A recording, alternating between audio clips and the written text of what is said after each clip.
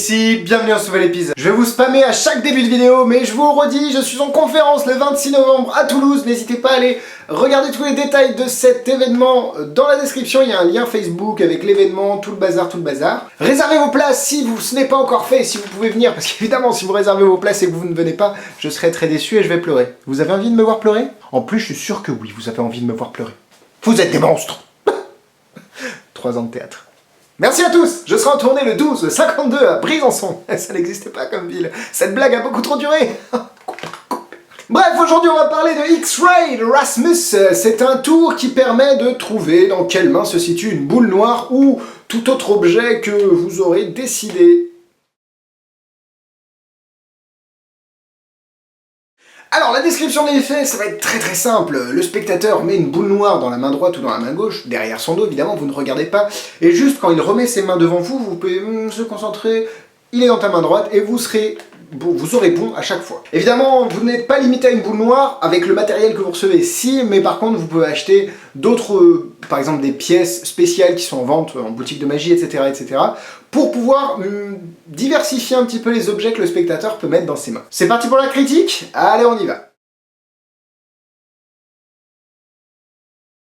C'est vendu une 50aine d'euros, disponible sur Big Magie si vous voulez une réduction de 10% sur votre première commande lors de votre inscription. N'hésitez pas à rentrer le code qui est dans la description de cette vidéo pour, dans la case code par 1 évidemment, pour avoir votre petite réduction, comme ça je vous parraine et en même temps ça me fait des avantages.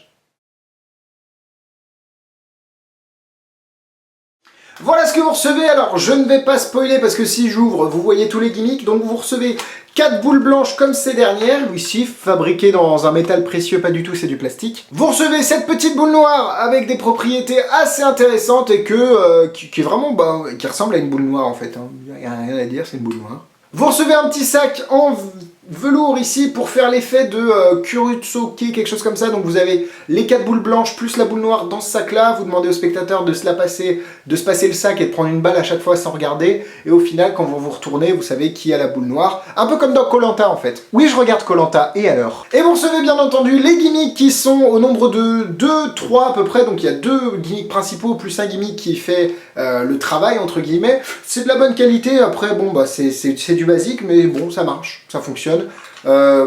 Ouais, propre, c'est bien. Vous recevez aussi un lien pour aller voir la vidéo est très bien faite, ils utilisent des outils transparents pour que vous puissiez voir ce qui se passe vraiment et comment utiliser les gimmicks. La vidéo est claire, nette et précise. Pour 50 euros, entre la vidéo et le matériel, je suis pas déçu. Quoique. En fait, ce qui me fait un peu yesh, pour parler un peu en mode verlan parce que je suis un peu jeune, c'est que 50 euros c'est quand même assez cher quand on reçoit le truc, quand on dit putain c'est ça coûte 5 balles et je l'avais déjà chez moi. Oui, parce que le gimmick vous l'avez sûrement déjà chez vous, mais il a été utilisé d'une certaine façon pour pouvoir faire cet effet. Donc bon, 50 euros, à vous de voir. Je pense que s'il était un peu moins cher, ça pourrait valoir le coup, mais là, bon, c'est un peu cher quand même.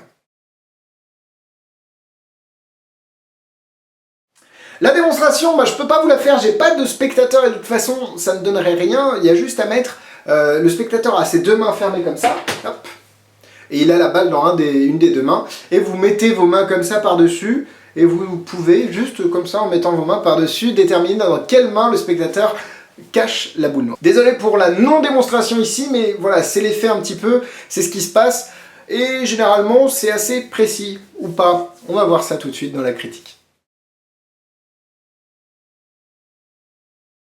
On part sur les points négatifs, c'est parti. Moi j'ai un peu de problème au niveau du prix, comme je l'ai dit. Pour moi 50 euros pour ce qu'on reçoit, la plus-value là-dessus elle est énorme. Alors peut-être qu'il fabrique ses boules noires et ses boules blanches tout seul et donc il a un coût de production hyper élevé et qu'il faut qu'il rentabilise ça. Mais franchement pour le reste, il y a rien là-dedans. Alors je sais qu'on paye l'idée en magie, mais pour moi ça me fait un peu chier de payer 50 euros pour ça. Après l'effet, c'est autre chose. Il y a aussi apparemment un effet qui était déjà sorti, qui ressemblait exactement à ça, mais il n'y avait pas évidemment le beau packaging pour essayer de vous la remettre bien profond. Et donc là, c'est vrai que pour moi, apparemment, ça existait avant. Donc à vérifier. Bon, si vous avez une peau, une couleur de peau comme la mienne, ça devrait le faire, mais si vous avez une couleur de peau plus foncée ou que si vous êtes noir, vous allez avoir beaucoup de problèmes à utiliser le gimmick. Donc voilà, c'est quelque chose à prendre en compte. Si vous recevez l'effet, vous pouvez recommander le gimmick à côté dans toutes les bonnes boutiques de magie pour 5-10 € et vous pouvez le faire avec votre propre couleur de peau. Mais là, avec tel qu'il est fourni, il est fourni pour une certaine couleur de peau. Bon, les magiciens commencent à voir de quoi je parle, hein. Alors le principal problème, c'est que je trouve qu'on ne peut pas être sûr à 100% de savoir dans quelle main il est. Alors peut-être que ça vient d'un manque de pratique de ma part, mais pourtant j'ai essayé plusieurs fois, et je trouve que c'est très subtil le moment où on est censé détecter le fait qu'il y ait la balle dans la main droite ou la main gauche.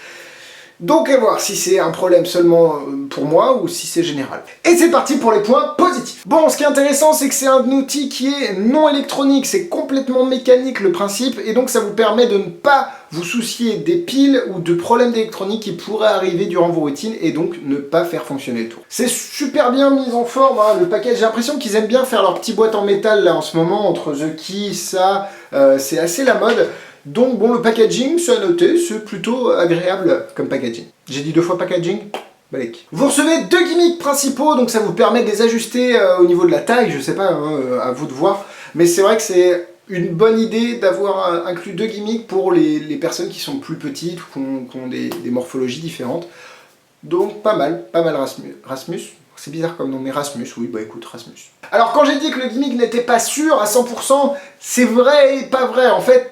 C'est plus ou moins sûr, bah non en fait c'est pas vrai, en fait 100% c'est pas vrai, mais c'est plus ou moins sûr, donc on est plus dans les 80, 95, 85%, pardon, et donc pour moi c'est pas assez pour que je fasse ce tour là, j'ai vraiment peur de pas fonctionner, de pas le faire fonctionner et donc de passer pour un débile. Alors je sais qu'il faut avoir des sorties de secours au cas où on se plante, etc. De toute façon au pire c'est une chance sur 2. Après évidemment c'est la routine, hein. C'est pas juste une chance sur 2, si vous faites une bonne routine, le spectateur sera quand même impressionné. Donc voilà, mais pour moi c'est pas fiable. Alors mes ressentiments aussi, ils sont simplement basés sur le fait que j'ai utilisé la boule noire. Peut-être que si on utilise une pièce, comme je l'ai dit, que vous achèteriez en boutique de magie, ça fonctionnerait peut-être mieux, j'en ai aucune idée, mais en tout cas moi c'est en utilisant la balle noire qui est fournie avec le tour. Faut faire attention aussi, bon le gimmick a été utilisé par vous, je suis sûr que vous magiciens, vous avez utilisé ce gimmick, donc généralement il est invisible, c'est aux yeux du spectateur, mais là dans la démarche du tour, vos mains et les mains du spectateur sont quand même l'endroit le plus sensible parce que c'est là que se passent les choses. Alors faites attention quand même parce que si vous êtes un peu, comme d'habitude, si vous avez un peu de stress au niveau de votre gimmick et qu'on le voit, le spectateur va le sentir et va se dire ouais, attends il fait un truc avec ses mains et ah putain t'as quoi sur les mains? Et là vous êtes grillé. Donc faites attention, mais je pense qu'avec un peu de pratique c'est vraiment le genre de problème qui peut être évité. Bon bah écoutez, j'étais pas très inspiré sur ce tour, pour moi ça fonctionne plus ou moins 80-85% comme je l'ai dit, pardon, putain j'ai du mal aujourd'hui. Ouais, je suis très peu convaincu par ce tour. À vous de voir, peut-être que c'est moi qui est juste une merde et que j'arrive pas à le faire fonctionner, mais de cœur. Pour la difficulté, c'est le gimmick, il est très peu sensible pour moi, et donc, parce que j'ai, évidemment, ouais, j'ai un peu biaisé, mais j'ai un gimmick électronique qui fait exactement la même chose, mais qui, lui, à 100% fonctionne. Donc c'est pour ça que je compare un petit peu les deux inconsciemment, et là je trouve que c'est vraiment très fin niveau sensibilité, enfin, c'est très léger, et donc on a du mal à savoir dans quelle main c'est. 3 étoiles.